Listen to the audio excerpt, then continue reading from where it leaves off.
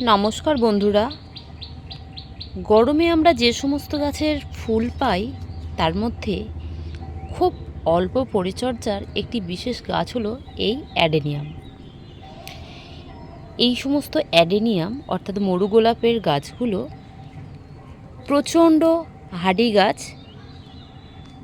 এই গাছের গোড়া দেখুন একদম সম্পূর্ণ শুষ্ক অবস্থায় আছে, অর্থাৎ এখানে জল প্রচণ্ড কম লাগে, ঠিক তেমনভাবে খাবারও কম লাগে। আর এই টেকনিক অবলম্বন করেই প্রচুর পরিমাণে ফুল পাওয়া যায় এই অ্যাডেনিয়াম গাছে। আজকে অ্যাডেনিয়াম গাছ নিয়ে বেশ কিছু কথা আপনাদের সঙ্গে শেয়ার করব, আমার বাগানের অ্যাডেনিয়াম নিয়ে, আর বাকি সমস্ত গাছগুলোকেও দেখাবো। তো এখানে দেখুন ফোটা ফুল যেমন আছে ঠিক তেমনভাবে প্রচুর পরিমাণে কুঁড়িয়ে হয়ে আছে, দেখতে পাচ্ছেন বন্ধুরা। অ্যাডেনিয়াম বা মরু গোলাপ আমি এবছর অক্টোবর মাসে কাটাই ছাটাই করেছিলাম বা রিপোর্টিং করেছিলাম। দেখুন একদম গোড়াগুলো কাটাই করে এখানে বসিয়েছিলাম। তো যারা এই কাজটা আগে করেননি অবশ্যই কিন্তু ফেব্রুয়ারি থেকে মার্চ মাসের মধ্যেই এই কাজটা করে নিতে পারেন। যদিও খেয়াল করে দেখবেন বেশিরভাগ গাছেই এরকম ছোট্ট ছোট্ট কুঁড়ি চলে এসেছে। বন্ধুরা দেখুন এই গাছটা আমি রুট কাটাই করেছিলাম, প্রত্যেকটি গাছেরই রুট কাটাই আছে। আমি জাস্ট দেখার জন্য এখানে একই সঙ্গে রুট কাটাই করেছি, সঙ্গে ব্রাঞ্চ কাটাই করেছিলাম। এই একটি গাছ আর এদিকে আরও একটি গাছ আছে, তো এটারও ব্রাঞ্চ কাটাই করেছি প্লাস রুট কাটাই করেছি। এবার এই গাছগুলো দেখুন খুব সুন্দরভাবে ভরে ফুল এসেছে। অপরদিকে এই গাছটাকে দেখুন, এই গাছটা রুটটাকে কাটাই করেছিলাম কিন্তু ডালগুলো কাটাই করিনি, ভাবলাম এগুলো দেখি। এই কারণবশত এই গাছে ফুল আসছে ঠিকই, এটা আসতে যেমন দেরি করলো ঠিক তেমনভাবে এই গাছের তুলনামূলক হিসাবে ফুলটাও কিন্তু কম এসেছে। আমি আজ কাটি কাল কাটি করে গাছগুলো কাটাই ছাটাই করা হয়নি। যদি আমি এরকম জায়গা থেকে গাছগুলোকে কাটাই করতাম, অর্থাৎ এরকম ছোট্ট ছোট্ট পোর্শন রেখে দিয়ে, তাহলে এই গাছে যে ব্রাঞ্চটা এখান থেকে কাটলে এখান থেকে মিনিমাম দুটো গাছ বা দুটোর শাখা বেরোতো, আর আরও প্রচুর পরিমাণে ফুল পেতাম। তো সেটা করা হয়নি। এবার নেক্সট টাইম ফুলটা হয়ে যাওয়ার পরে আমি আবারও এই গাছের ব্রাঞ্চগুলো কেটে দেবো আর প্রচুর পরিমাণে ফুল পাবো। তো বন্ধুরা আপনারা যদি আপনাদের অ্যাডেনিয়াম গাছগুলো কোনো রকম কোনো রিপোর্টিং না করে থাকেন বা কাটাই ছাটাই না করে থাকেন এখনও পর্যন্ত, অবশ্যই সেই কাজটি এখনই করে ফেলুন, অর্থাৎ এই মার্চ মাসের মধ্যেই অবশ্যই আপনাদের অ্যাডেনিয়াম গাছগুলোকে রিপোর্টিং করুন এবং কাটাই ছাটাই করুন।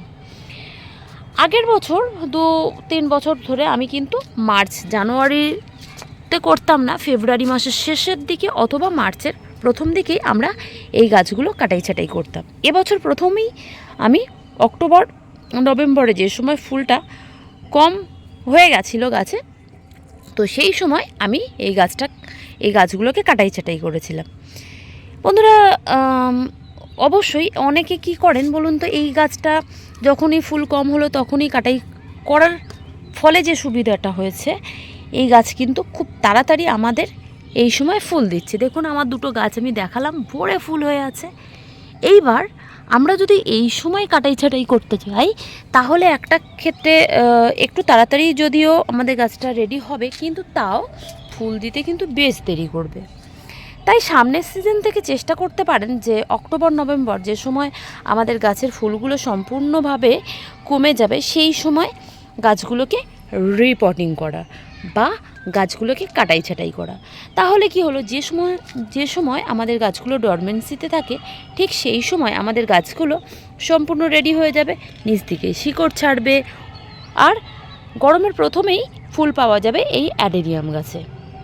এখানে দেখুন ছোট্ট ছোট্ট গাছ, প্রত্যেকটি গাছেই কুঁড়ি চলে এসেছে, তাই জন্যে কাটতে পারছি না, আর একটু মায়া করছে। তো বন্ধুরা আপনারা যদি আপনাদের অ্যাডেনিয়াম গাছগুলোতে এখনও কোনো রকম কোনো কাটাই ছাটাই না করেন, কোনো রকম কোনো রিপোর্টিং না করেন বা রুট কাটাই না করেন, তাহলে অবশ্যই এই সময় আপনাদের মূল্যবান বা শখের গাছগুলোতে অবশ্যই কাটাই ছাটাই এবং রিপোর্টিং করুন। এই গাছের আমার যে গাছগুলো আছে বন্ধুরা, এবছর প্রথম আমি এখানে সিন্ডার ব্যবহার করেছি। শুধু সিন্ডার না, এখানে মাটি আছে, 1 ভাগ মাটি, 1 ভাগ কোকোপিট এবং 1 ভাগ সিন্ডার নিয়ে আমি এবছর গাছটা পটিং করেছি। কিন্তু বিগত বেশ কয়েক বছর ধরে আমি সিন্ডার ব্যবহার করিনি, এবছর প্রথম সিন্ডার ব্যবহার আমার ছাদ বাগানে। আগের বছরগুলোতে কি হয়েছিল, এখানে শুধু বালি এবং যে মাটি, নর্মাল মাটি এবং বালি ব্যবহার করা হয়েছিল। সেই সমস্ত গাছেও কিন্তু পর্যাপ্ত পরিমাণে ফুল হতো। সেই গাছগুলোতে অর্থাৎ আগের বছরে এখানে কোনো রকম কোকোপিটও আমি ব্যবহার করিনি, তাও আমার প্রত্যেকটি গাছে কিন্তু প্রচুর পরিমাণে ফুল হতো। তো আপনারা কিন্তু এই গাছগুলো যে কোনো মিডিয়াতে বসাতে পারেন, কোনো রকম কোনো অসুবিধা নেই। যে অসুবিধা একটাই আছে, সেটা হলো এই গাছের গোড়া কখনোই যেন জল না বসে। আপনি মাটি ব্যবহার করুন বা সিন্ডার ব্যবহার করুন, কোনোটাতেই কোনো সমস্যা হবে না। কিন্তু একটাই খেয়াল করে রাখবেন যে এই গাছের গোড়ায় কখনোই জল বসতে দেবেন না। যখনই আপনার গাছের গোড়ায় পর্যাপ্ত পরিমাণে জল বসবে, তখনই এই গাছের গোড়া পচতে শুরু করবে এবং গাছটা আস্তে আস্তে নষ্ট হয়ে যাবে। যে সময় বুঝবেন যে নষ্ট হয়ে গেছে, তখন আর কিছু করার থাকবে না। যদিও করার থাকবে না, কিন্তু তাও বলবো, যদি উপরের দিকের কারোর সঙ্গে এরকম দুর্ঘটনা ঘটে থাকে, তাহলে উপরের দিকের ডাল নিয়ে আবারও আপনারা কাটিং করে বসিয়ে রাখতে পারেন।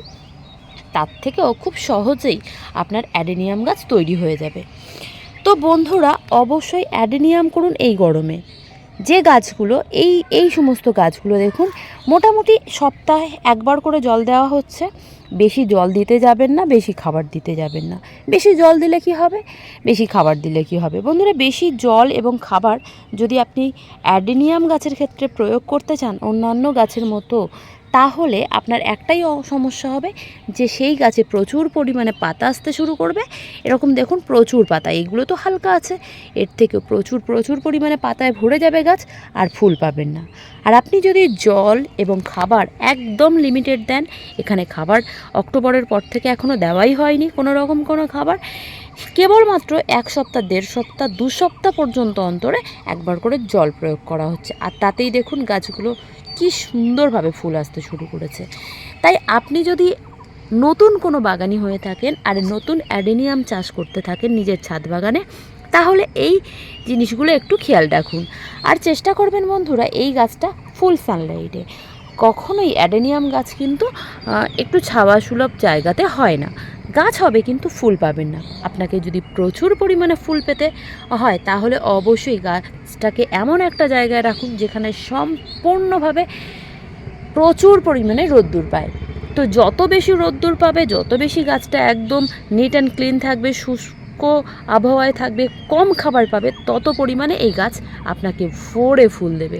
তাহলে বলুন তো, আপনি যদি এই গাছটা করতে চান বা আপনার হাতে যদি সময় একদম যদি কম থাকে, তাহলে কিন্তু অবশ্যই আপনার গাছের তালিকায় রাখতে পারেন এই অ্যাডেনিয়াম বা মরু গোলাপ গাছ।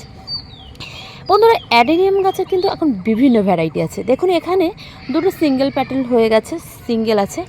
এই যে গাছটা, এই গাছটার ফুল আপনাদেরকে অনেকেই দেখেছেন, আমার চ্যানেলে অনেকবার এই গাছের ভিডিও ছাড়া আছে, শর্ট ভিডিওতে ছাড়া আছে। তো প্রচুর পরিমাণে থোকায় থোকায় ফুল হয়, একদম গোলাপের সঙ্গে টেক্কা দেওয়ার মতো একটা ফুল আপনারা দেখতে পাবেন। তো কয়েকদিন পরে এই গাছেরও ফুল ফুটতে শুরু করবে, অবশ্যই আপনাদের সঙ্গে শেয়ার করব। বন্ধুরা, আপনারা কিন্তু বিভিন্ন কালারের, বিভিন্ন ভ্যারাইটির, বিভিন্ন রকমের অ্যাডেনিয়াম পাবেন। আর অবশ্যই কিন্তু এই গরমে অ্যাডেনিয়াম করুন নিজেদের বাগানে, ছাদ বাগানে 1-2 অ্যাডেনিয়াম গাছ বসান, বা যে সমস্ত ব্যক্তিরা একদম সময় পান না সারাদিন জল খাবার দেওয়ার মতো, তারা কিন্তু এই গাছটা খুব সহজেই নিজেদের ছাদে 1-2 করে রাখতেই পারেন। কোনো রকম কোনো সার মাটি কিছুই লাগবে না, অল্প মাটিতে দিন, বেশি মাটিতে দিন, জাস্ট একটাই খেয়াল করবেন যে গাছের গোড়ায় কখনোই যেন না জল জমে। তো এটাই একমাত্র এই গাছের শত্রু, তাছাড়া এই গাছের কোনো রকম কোনো সমস্যা নেই। এই গাছে কোনো রকম রোগ জীবাণু লাগতে দেখিনি, কোনো রকম কোনো ফাঙ্গাসের অ্যাটাক আমি এখনও পর্যন্ত লাগতে দেখিনি। বেশ বিগত কয়েক বছর ধরে আমি বাগান করছি বন্ধুরা, এই গাছে কোনো রকম কোনো প্রবলেম হয় না। অবশ্যই আপনার ছাদ বাগানে এই সহজ ফুলের গাছটি রাখুন। আর দেখুন কালারগুলো দেখুন, আমার এখানে 2টো কালার ফুটেছে, দুটোই আপনাদেরকে দেখাচ্ছি। এছাড়া সাদা অ্যাডেনিয়াম, লাল অ্যাডেনিয়াম আরও বিভিন্ন হলুদ কালারের পাওয়া যায়, বিভিন্ন রকম বাই কালারের, সুন্দর সুন্দর কালারের, মানে যেগুলো আপনাকে বলে বোঝাতে পারবো না, এরকম সুন্দর সুন্দর অ্যাডেনিয়াম এখন দেখতে পাওয়া যায়। তো অবশ্যই আপনি যদি নতুন বাগানি হয়ে থাকেন বা এই গাছটার সঙ্গে পরিচিত না হয়ে থাকেন, অবশ্যই অ্যাডেনিয়াম গাছ করুন। অ্যাডেনিয়াম সার্চ দিলে আপনার মানে সেটা গুগলসে হোক বা ইউটিউবে হোক বা যে কোনো জায়গায় সার্চ করুন, দেখবেন যে বিভিন্ন কালারের বিভিন্ন ভ্যারাইটির অ্যাডেনিয়াম আপনাদের সামনে চলে আসবে। তো অবশ্যই খুব সহজ পরিচর্যার একটি গাছ হলো অ্যাডেনিয়াম। বন্ধুরা, এই অ্যাডেনিয়াম গাছ অবশ্যই আপনার ছাদ বাগানে রাখুন আপনি। তো আমার অ্যাডেনিয়াম গাছগুলো কেমন লাগলো বন্ধুরা, অবশ্যই কমেন্ট করতে ভুলবেন না। আর আপনি যদি আমার এই চ্যানেলে নতুন হয়ে থাকেন তো প্লিজ প্লিজ একটি লাইক করে যাবেন। আর বন্ধু হয়ে সারা জীবন পাশে থাকার জন্য প্লিজ আমার চ্যানেলটিকে সাবস্ক্রাইব করে রাখবেন, যাতে আমি নিত্য নতুন গাছ আপনাদের সঙ্গে শেয়ার করতে পারি, আমার বাগানের বিভিন্ন গাছের পরিচর্যা আপনাদেরকে দেখাতে পারি, তার সঙ্গে কখন কোন গাছের কিভাবে কি পরিচর্যা করছি, কোন সময়ে কোন ফসল লাগাচ্ছি, সেই সমস্ত ভিডিও বা আপডেট আমি আপনাদেরকে দিতে থাকবো। অবশ্যই আমার সঙ্গে থাকুন। আজকে মতো এখানেই ভিডিওটি শেষ করছি। দেখা হবে নতুন কোনো ভিডিওতে নতুন কোনো গাছ নিয়ে। সকলকে আজকের মতো টাটা।